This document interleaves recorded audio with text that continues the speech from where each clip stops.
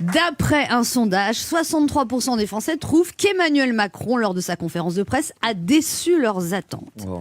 Il a déçu nos attentes. On était tous là à attendre un truc. On savait pas vraiment quoi. C'était pas hyper précis. Et ben, il nous a déçus. En fait, cette conférence de presse du président, c'était comme un Noël qui aurait mal tourné. T'attends l'iPhone X, tu te retrouves avec une carte SIM prépayée. En fait, la politique, c'est comme l'amour. Il vaut mieux ne jamais rien attendre, comme ça, t'es jamais déçu.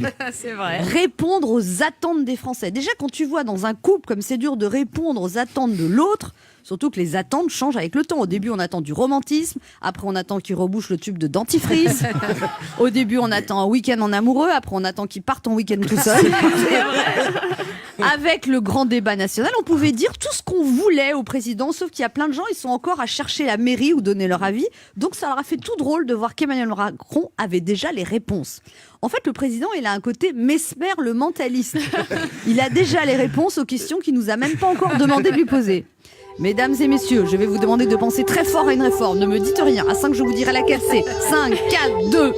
Vous voulez plus de services publics, moins d'impôts. Je vais couper la poire en deux. Il y aura moins de fonctionnaires. Alors le président a demandé, est-ce qu'on fait fausse route? Je crois tout le contraire. Ah, c'est bien parce qu'il fait les questions et les réponses. En fait, il fait le débat lui tout seul. Bientôt, il va nous dire, est-ce que je suis un bon président? Je crois que oui. Il a aussi déclaré que Benalla n'a jamais été protégé par l'Élysée. Et ça, c'est vrai. Benalla n'a pas été protégé, mais plutôt dorloté, bichonné, pouponné, chouchouté.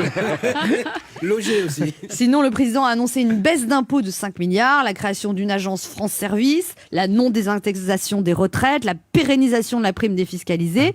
Vu ce que ça va coûter, je pense qu'il a dû trouver du pétrole dans le jardin de l'Élysée.